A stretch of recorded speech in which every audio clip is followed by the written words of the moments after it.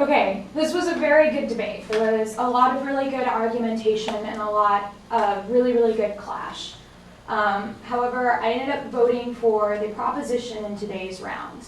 And I think this round is a really good example of why it's really important for you to tell me why your impacts outweigh the proposition's impacts. Because at the end of the round, I was very persuaded by the opposition's arguments. I thought they did an excellent job refuting your arguments and really taking out a lot of your argumentation. And I didn't feel that a lot of their arguments were properly answered or dealt with. But unfortunately, opposition, the reason I didn't end up voting for you is because I felt, first of all, a lot of your arguments were simply mitigation. Like, for example, on the obesity argument, I ended up voting or agreeing with the opposition on the obesity because you tell me that the health is affected in the first speech, and then they say, well, there's a lot of shows that show you how to eat right. They give the example of Sesame Street that shows you to eat better foods and also to exercise.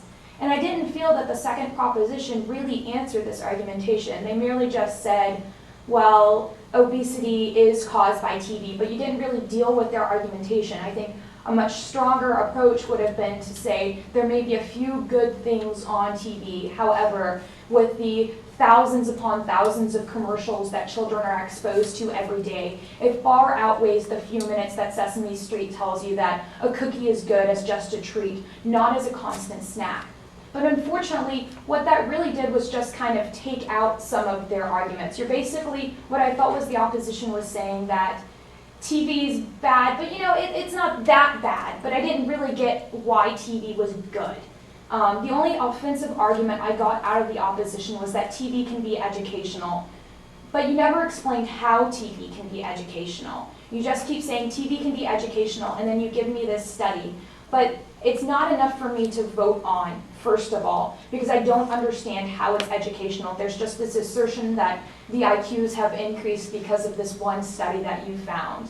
And so I'm kind of left with possibility of it being educational. But at the same time, on the proposition side, I have their violence argument that you never answer.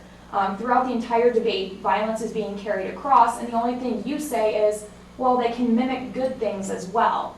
But when they keep pulling this violence argument across and you never really refute it, I have violence on the side of the proposition. And then you never tell me why I should value violence above education. So if they're saying kids are going to do drugs and kids are going to commit crimes, persuasively for a judge, it's much more effective to kind of be arguing violence because there is this idea and this conception of violence as one of the worst things that our children can get into. And so unless you tell me how education is more important or how it outweighs any of the violence impacts they talk about, I'm going to be more persuaded by the argumentation of violence. Furthermore, I do agree with them on their beneficial activities. Like they talk about how TV is really, really good, and they talk about, or not TV's really good, they talk about how TV's bad because it takes time away from other activities such as reading. The only really counterexample that you guys give me is that, well, TV can be good because it can teach kids some things, and then there's a lot of other time for them to go out and do other things. But they tell me that, like, your argument about the news doesn't really matter because it would be better for them to be reading the news anyways. And I think that was really, really effective in kind of taking out some of your kind of mitigating responses.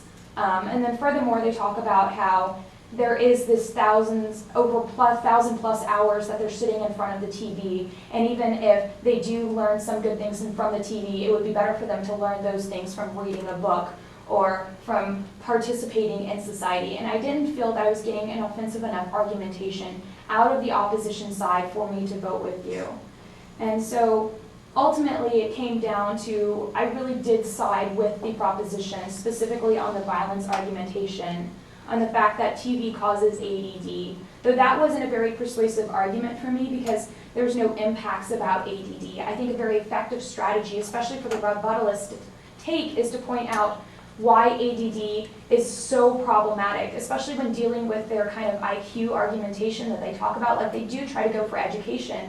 And so I think one beneficial approach for you to have taken is saying, well, they argue that IQs have increased, but we can also see that learning disabilities have increased, and those significantly affect our ability for success within the academic place. And so I think it's really important that both sides need to do a little bit more of the weighing out. But unfortunately, when there isn't much weighing out, I am more persuaded by kind of the violence argumentation and by the beneficial activities of reading. Because you understand, the reading argument makes sense to me, because they tell me that I get specific things out of reading. I learn language arts skills, and I can learn just the same things by watching the news, whereas from you, all I'm really getting is IQs have been proven to increase, but I'm not getting any logic out of why. And I think it would be effective, like you start getting into it in the opposition rebuttal, but unfortunately it's too late, where you mentioned that you can get education and learning early on in life that you may not get until you get into school. That makes sense, but that should have come out in the first opposition speech. And then maybe I would have been more persuaded by your argumentation of education. So overall, I vote for the proposition because I feel like they have more offensive arguments, and all you really have on your side is, well, TV is not all bad, there are some good things to it, but they show me all those good things can be gotten even better outside of the TV experience. And so that's why I'm voting for the proposition. Are there any questions on that? Yeah. When you stated that, do you think that our team needs any more of one specific thing instead of the array? Like, is there one main point that we need to work on? I think that you need to work on the education point, because I think that can be very powerful.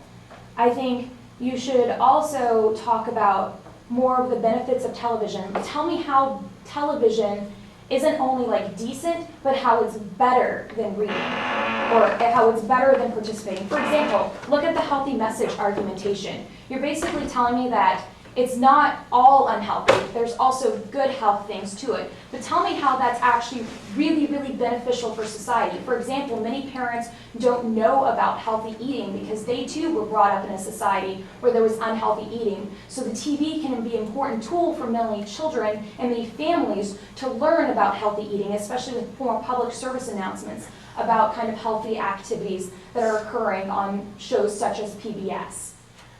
Tell me about the education, how many children don't get to go to preschool, and so these TVs are possibly the only way for them to ever learn how to read the news, which you agree is important, but if they're going to learn how to do that, oftentimes the only place they can learn it is on TV.